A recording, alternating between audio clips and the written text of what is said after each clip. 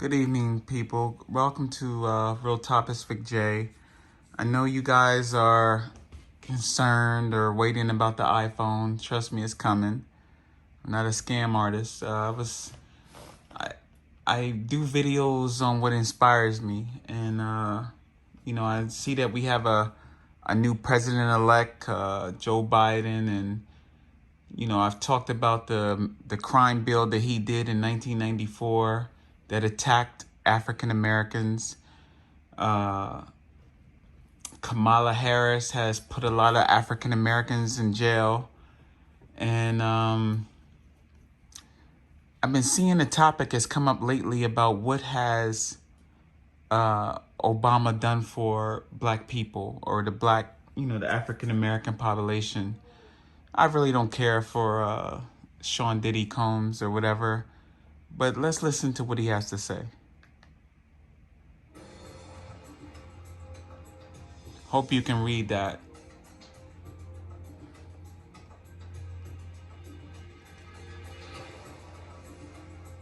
We put President Obama in the White House, and when I look back, I just wanted more done for my people. I don't care for Al Sharpton either. I just want to say that.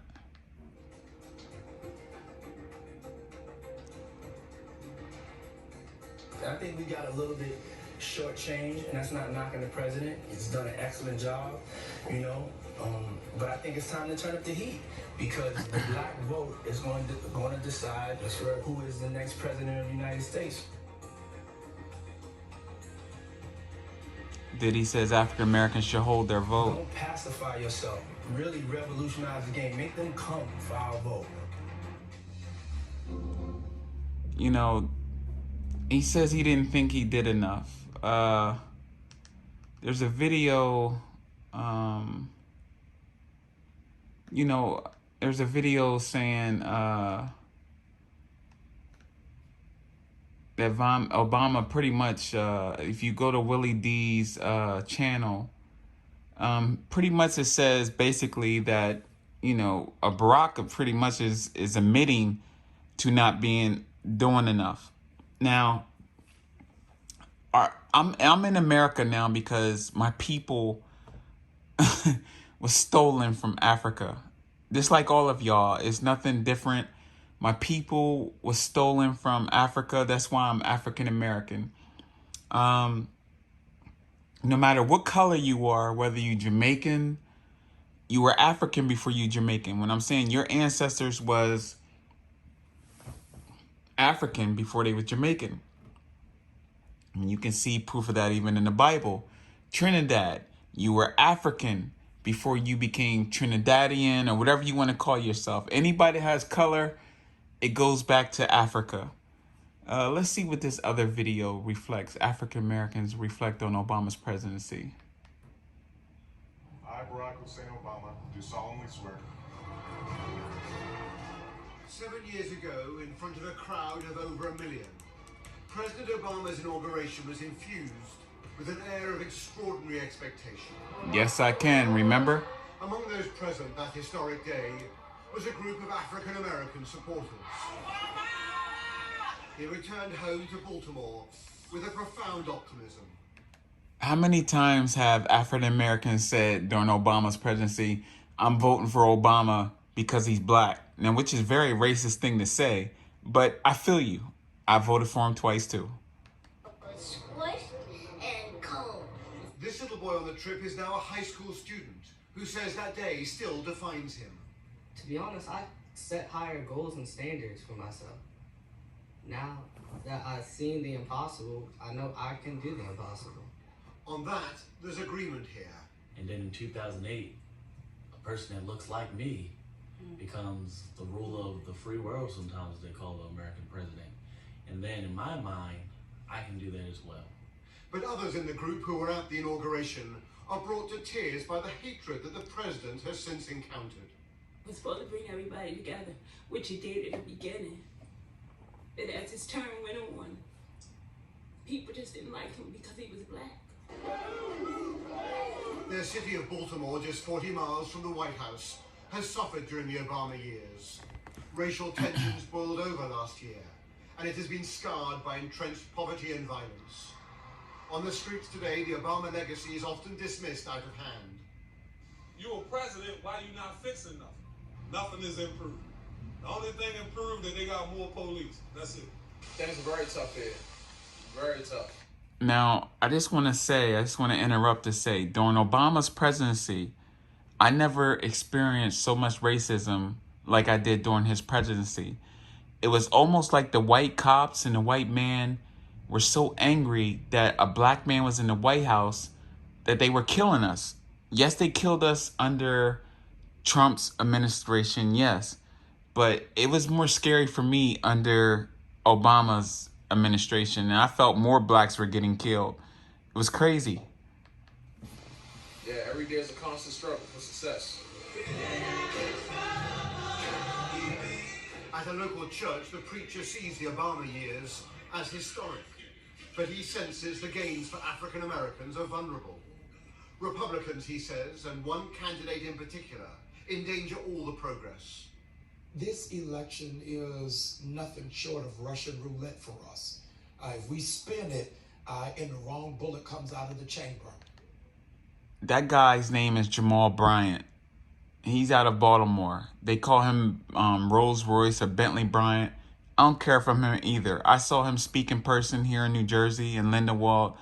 You know, he cheats on his wife. I don't care for him either. Yeah, I'm opinionated. And yes, I'm judgmental. It's my right to be so. A lot of people will know death, disease, and He's a powerful speaker, though, but he don't walk what he preach. I can't even imagine what Black American life would look like under the reign of a Donald Trump. Baltimore's struggles reflect how slow progress can be. I bet his wife couldn't imagine life under him for cheating on her so many times, too. And why is it that every Democratic neighborhood has gun violence? You compare gun violence in the Republican neighborhoods and look at it in the Democratic neighborhoods. All these neighborhoods in the Democratic neighborhoods are filled with poverty and are filled with violence. But yet the Democrats were worried about kids in cages at the border when they were actually pictures that they were showing. They was trying to say was under Trump, was actually from Obama's administration. President Obama, who I love and admire, has deported more people than Donald Trump. They actually nicknamed him Deporter-in-Chief. Obama, they did this. And how disappointing these years have been, even for those who were so exhilarated 7 years ago. The sense of hope has not vanished, but there is, amid the incendiary campaign rhetoric, a deep concern about what lies ahead. When President Obama speaks before Congress later tonight, he will be portraying this election as a battle between hope and fear. He will be warning Americans not to fall for what he sees as the deeply pessimistic Republican narrative that he hears on the campaign trail. For he knows that his legacy may well be defined by the man or woman who succeeds him in the White House. Robert Moore, News at 10, Washington. Now I want to say, the Jews got money from the Germans, other ethnicity groups, other races have received money. We, African Americans, have not received our reparations. There's a video by Willie D. Willie D is from the Ghetto Boys. You know, My Mind's Playing Tricks on Me and all that stuff. He spoke on it. There's a recent video.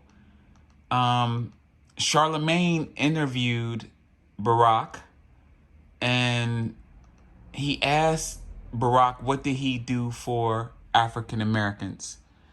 In that video, I'm not going to show it to you. You go search it out. But Barack said that he wasn't the president of black people only, but the president of the United States, which I agree.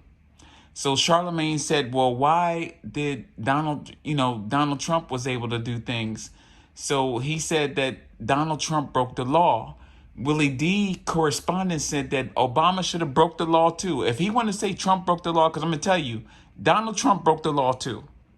I'm sorry, Barack Obama broke the law. Barack Obama enabled people that was not born in this country to basically, no, excuse me, they were born here, but their parents were here illegally. And he allowed them to be here. What is that thing called? What is that? DACA. Now, you ain't supposed to be here legally, but you allow immigrants that are not from here to remain in this country, where if an American or if an African American breaks a law, we got to pay. But if an illegal illegal immigrants are here and they have a child, the child is able to stay. I mean, what kind of stuff is that? Now, like I said, he deported many illegal immigrants, yes, but he also enabled them. What is Donald Trump's, what was that attorney general's name? He actually was doing a good job. Jeff Sessions. There was a bill that was put out for Vawa Act. Vawa Act gives women is for women that are against violence. No, that immigrants that marry an American, it protects them. They gave them more protections than they gave Americans, right? So Obama, enforced this, and basically there were even postings from San Francisco, California, my favorite football team's from there, I'm ashamed to say, that said, do you feel odd? Do you feel like something might be wrong with your spouse? Come in here and get a green card. When you file for that, you put a criminal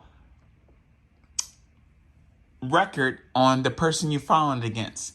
There's Indians, people from India that were African, here legally, that have had women file against them, and it's a criminal record that gets put on you. Look at the Vawa Act. There's a woman who was a real victim of being abused, who said that Jeff Sessions wasn't wrong because he tried to enable protections for Americans. Now, so many Americans have, Donald Trump's being racist by saying, make America great again. Oh, he's being racist. Okay, he's being racist. But Biden and Kamala Harris both have persecuted our people. Where Donald Trump signed into law that anybody that was put in jail under the 1994 Crime Act that Joe Biden drafted and that Bill Clinton signed into law. I thought, let me tell you, about a year or two ago, I thought Bill Clinton was the greatest president ever. But my cousin on our talks from, on the drive to work in the morning, 4:35 in the morning, me and him talking, he showed me what Bill Clinton did. So he enabled me, but yet he still voted for Biden. But neither here nor there, that's his right, and that's cool. But this is the person we voted for. If you look at Kamala Harris's record as a prosecutor, she prosecuted a lot of black men. So I really don't understand what it is. It seems like we've been duped again, hoodwinked. You know what I'm saying? We had two terrible choices. None of these leaders is a strong leader, like say the Russian leader like Vladimir Putin. And I'm gonna also tell you that the Chinese people was robbing us. And y'all want to defend the Chinese people when a black person can't even go in places in China because they are told because they are black. Do you know how much racism is in China? Do you really? Do you know that there are African countries that sent help for people that are African to come home from China? There are places that people that look like me and you cannot go into in China because of our skin color. Do you want to, worry about kids in cages? You wouldn't worry about kids in cages under Obama's presidency. But you worrying about cages now when there's people in your own hood and your own neighborhood that are starving. They can't afford an Xbox like me. They can't afford a PlayStation 5 like me. I can't help everybody. But I do try to look out for people. What are these people that you guys are electing looking out for? Now, I want to also say I think Obama will go down as one of the greatest men ever. Extremely intelligent. I never seen so much racism towards a president until Trump came in. Well, I never seen somebody disliked. But I never saw so much disrespect until Obama. Do you think that when they was disrespecting Obama, that didn't hurt me? But at the end of the day, what did he do for us? Willie D's opinion from the Ghetto Boys says he would have broke the law to help our people. We have no reparations until this day. But yet we worried about people and kids at the border. Where's our money? The Jews got money. Where's our money? I don't even know what this guy here is going to say, but let me play his video and then I'm going to end it. In 2008, Barack Obama had a lot of weight on his shoulders. As the first black to become president of the U.S., there were some great expectations that he paved the way for others to follow. I cannot tell you how proud I am of him. And I look at the guys in my neighborhood. I live in the inner city. This guy here, rest in peace, was one of the guys. Now, this is my first time seeing this video. This guy, rest in peace to him. I think he was around with Martin Luther King or whatever. But he was one of the people that was, the kids at the border. You ever go through Baltimore? Do you ever go through Baltimore? Do you see the kids in your own neighborhood? You worry about kids at the border. Send their chest out a little bit more. Their heads are up. Their graduation rates are going up. They feel better about who they are. They now know they used to. We have this, Trump is racist, make America great, and put America first. You should put him first. We are African Americans, some of us. If you have color in your skin, then you from Africa. You here because our people were born here by no choice. Which is a beautiful thing because I'm getting paid, baby. They could become was a basketball player, a football player. But at the same time, I hurt for what my people went through. They were stolen. They were brought here. Know that they can become the president of the United States. Priceless. It's a sentiment being echoed by many, as Tina Martin found out when she caught up with people around town to get their take on Obama's time in office. Inside Mattapan's finest barbershop, people say they'll be glued to the television as President Obama gets ready for his final address as Commander-in-Chief. I, Barack Hussein Obama. Everyone remembers the day 8 years ago when he made history. Old folks came out of the nursing homes. People came. We were inspired. I was happy, to see somebody like me in the presidency, finally. Beautiful wife, beautiful family. He's great. Not everyone was convinced the country was ready at the time. I didn't think we'd get a black president so soon, but it was surprising. My fellow citizens. After the president took the oath of office, I knew he was going to make changes, very good changes for us in the community, especially people who have low income. Obama pushed for health care reform with a bill that bears his name. The health insurance situation, everybody was able to get health insurance. He also created protection for children of undocumented immigrants through DACA, or Deferred Action for Childhood Arrivals. It's a good legacy that changed a lot of people like me, like a foreigner that came from West Africa. I feel like I have hope. The legacy is one of a person that was a gentleman and a scholar, a coalition builder, someone who was thoughtful, someone who included the entire United States of America and the world. Obama stressed he was the president for all Americans, but there was a special power when he stood with African Americans during shootings of unarmed black men like Trayvon Martin, who was shot and killed in Florida. The president even saying publicly if he had a son, he would look like Trayvon. It took a lot for a president to come out and say that. Most people we spoke to say they believe President Obama's legacy is solid, even with a new administration coming in. Their only disappointment is that he was not able to do more. He wasn't allowed to bring to the country what we were looking for. From what I saw, he wasn't getting the help and support that he could have got. Had he had the support of Congress and the Senate, if all of them worked for the United States of America and the people of America, his legacy could have even been more. But all appreciated what he accomplished. Tina Martin, WGBH News. Okay, listen. I agree that they fought him tooth and nail to do things. But Mr. President Obama said in the interview with Charlemagne on the Breakfast Club that Donald Trump broke the law. He broke the law to help these DACA kids. What did he do for us? Why didn't he put things in motion to make sure we get our reparations? That's all I'm saying. I love Barack Obama. He's intelligent.